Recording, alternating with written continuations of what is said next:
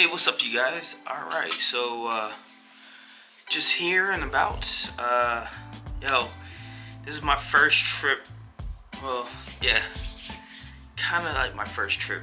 This is actually the second trip, but I'm only working like the week, this week and everything like that. So, this is my first week back to work after being off for like 2 weeks, and everything like that. And I'm working during COVID-19.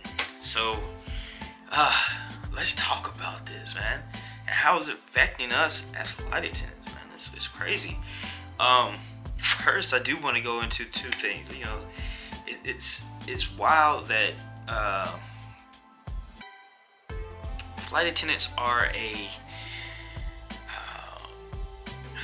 what's the word I'm looking for, an affectionate group of people. Any kind of airlines, it doesn't matter, you're gonna see flight attendants. If you see them passing each other by, whether they coming off the plane and one group's going on, or they're just walking by, you will see a lot of them hug each other. Very affectionate group of people, and it kind of throws me off because they're also very germophobic group of people. So as flight attendants, we're affectionate. We want to hug each other. We want to say hi and everything like that. Show our love for each other and everything like that. How we support each other. But they're very germophobic too. I've never seen so many people clean a galley as much as I have in the last week. It's ridiculous. Like, people, I mean, I've seen people before who will come on with, wipes and stuff like that and clean the galley and like, hey, don't touch nothing. I'm gonna clean the galley real quick and then we can start. I'm like, dude, it's a galley. It's as clean as it's gonna get. But man, it's crazy because I walked into my first trip this week. I walked into the crew room thinking like, all right, everybody's gonna be kind of like standoffish and not want to be around each other or talk or hug each other. Probably don't even want to shake hands and put fist bumps and elbows and all that stuff, right? Nah, I walk in and everybody try to grab me. I'm like, if you don't get off me. But yeah, they're still hugging each other, hugging me, hugging everybody that's in the crew and everything like that. It's crazy. And if you don't hug them, they're like, oh, what's wrong with you? What's going on with you? Why no, show me no love? No, I don't know what you got now. You know what I'm saying? It's kind of weird. But anyways, yeah, seeing that, man, it's been crazy. But on the other hand, I want to thank every passenger out there. Thank you for coming on board and cleaning the plane. I appreciate it. I'm pretty sure there has been no planes in the United States, no matter what airline, has been as clean as they are in these last 2-3 weeks. People coming on, wiping tables down. Thank you. You never know these people. Some people still put their feet on there, put their baby butts on. Yo, don't eat off the tray tables, bear. I'm telling you, wipe it down first. Put something down. Tray tables are being wiped. Armrests are being wiped. Seat belts are being wiped down. The entire seat's been wiped down. I'm pretty sure they're wiping down the lavatories. The planes have never been so clean. On the other side, the companies, the airlines, they're having their cleaners clean a little bit more thoroughly and more frequently. I'm not saying that they don't clean before. It's just they usually just come and clean the bathrooms and take out the trash. That's it. That's most time most cleaners do. They don't wipe down anything else. The galleys are never cleaned off unless you ask them to. Sometimes the floor in the galleys aren't mopped. There's been a lot of vacuum cleaners lately, which is a good thing. But yeah, the planes have never been cleaned before as much as the passengers been doing it themselves. So thank you. Appreciate that. One thing, if you're wiping down that seat and you got that Clorox wipe or whatever kind of sandy wipe that you just wipe down the entire seat, and you stuff it in that seat back pocket. You know what? I'm gonna need you to take it out of there and throw it away when we come through with trash. I'm just saying. Don't be cleaning something and just leave trash there in the same place. I'm saying. It just don't make no sense. Now, these people walking around, man, the face masks are out there. All kinds of, I've seen all kinds of face masks. Surgical ones, the ones that was it, the N95 ones, just the regular mask or everything. I've seen masks that people used to cut the yard with. I've seen high-tech masks and everything. I've seen people wear bandanas over their faces. I've seen somebody just showed a picture of somebody wearing a diaper across his face. A diaper. The reason why you should put a diaper over your mouth is if you got diarrhea of the mouth. Just saying. Do you have diarrhea in the mouth? But I mean, come on.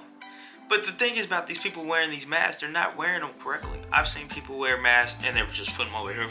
They're like that. Just their nose is still exposed. I've seen people put it on their face, but then they you just exposed your face. You don't understand the whole message of cover your face the entire time. I seen a guy, he had a good mask. I think one of the 95 ones. And I'm coming through during just checking, doing making sure everybody's okay and collecting trash, and he's asleep. But his mask is on the tray table. How? I mean, just because you sleep doesn't mean you can't still get germs to your face, man. I'm just saying. So if you're gonna wear a mask, do it all out. You know what I'm saying? Put the mask on, keep it on, don't move it, don't take it off, nothing. It's like, don't take it off, scratch your nose, put it back on. I mean, come on now. There's a reason why you have the mask on. I hope there is. Maybe. I've seen people come on with gloves. It's crazy. People come with gloves. I've seen little kids come on with gloves. They still ain't washing their hands. They go to the bathroom, use the bathroom, come right out. Same gloves. They don't touch everything in the bathroom. Touching their seats again. Hands probably dirty because they probably ain't never washed them before they put the gloves on. Y'all just don't know the meaning. Just go in there, use the bathroom, wash your hands, put on a new set of gloves. It's crazy out here, but it's been a crazy week. The first trip kind of went off without a hitch and everything. People are flying. I know they're saying that planes are empty, but all my flights have been all full. Like every single, like we had one flight, we had to kick 2 people off because it was too full. We had too many people on the plane. And this trip right here, I was kind of debating on whether or not to give it up, but I wanted to go to Lima. It was a trip to Lima, and I had 24 hours in Lima, 24 hours in Florida, then come back to Florida, have another 12 hours. It was a good trip, and everything. But I get to Lima, like we fly to Lima and everything. We're ready to go. We're trying to figure out what we're gonna do for the next day and everything. We open the door and we know there are some new health items. They even have a new form where you have to fill out because of the COVID-19. It actually says it on the paperwork, but and they take your temperature as soon as you walk off the airplane. So we were getting ready to get off. We open the door and make sure all the paperwork's good, and they start letting people off. And the guy comes up. He's like, "Hey, just let you know, the flight attendants and the pilots are not getting off the airplane." What? What do you mean we're not getting off the airplane? We're staying overnight. No. We have information that you guys have to go back tonight. We're like, that's not legal. We can't go back tonight. So yeah. And this was last night, man. I was supposed to be in Lima today. And so there was a big thing going on, trying to figure out what's going on, what's legal and everything. Come to find out, right before we left, Colombia had closed its borders. So We left about a half hour late because we were trying to figure out if Peru was going to do the same thing. Come to find out we were okay to go. So we fly out and everything like that. But during the flight, they came down with, they were closing down Peru. And the company was, they were going to allow us to stay, but we would have been stuck in Peru for 2 weeks or more. They didn't know how long they were going to be before they can get us back to the States. So we had to make a decision ourselves, either to, you know, fly back the same night right back, or stay in Peru for 2 weeks, which only thing they were going to give us was a hotel room. So we decided to come back. We didn't work the flight, we just deadheaded, or, you know, took a passenger seat, and everything like that. So this whole pandemic is frustrating right now. I mean, I was okay with it, but it's frustrating because there's so many people who are going crazy about it. Even flight attendants, they're going crazy. We're gonna lose our jobs, blah, blah, blah. I mean, right now there's no saying of that. Just once they get a hold of how to make a vaccine or a cure for it, traveling is gonna go right back. I mean, so just be patient, man. I mean, I'm in a good position to where I probably won't be what we call furloughed or anything, but right now there is no furloughs. There is less lines to work, so there's going to be less flying for all the airlines next month, and so more people are going to be in reserve next month. I'm in a good position to where I'm high enough in seniority in my base to where I don't have to worry about that. But they're also offering VTO, which is voluntary time off. So you can take off the entire month, which releases the stress for the company, having to worry about having to pay an extra flight attendant. Flight attendants might have a second job that can help out. Some people are nurses, stuff like that. So they're, I'm pretty sure there's a lot of people who are going to take voluntary time off. People who are just, you know, got to take care of their elderly parents. New mothers, fathers wouldn't mind staying at home. I believe, so this is something that you can, companies in the airline industry does, usually yearly around September, October, when it's slow season. But yeah, so it's getting kind of rough out there, but you know, we're gonna stand strong and we'll see what happens. But man, first week of flying back with COVID-19, see some stuff, man. See some stuff, both on both sides, both from the passengers and also from flight attendants, and how things are going to go. So we'll see what happens in the next couple weeks, days and stuff. Actually, I'm supposed to be going back home tonight, and everything, and hopefully I can get back home. I have no food in the fridge because I haven't been home for about a week, flying, working. So I'm worried about that. So let's see what happens when I get home, if I'm able to even get some food to put in my fridge so I can eat for the next couple weeks and everything like that. And another thing that's happening is the airlines, they stopped hiring.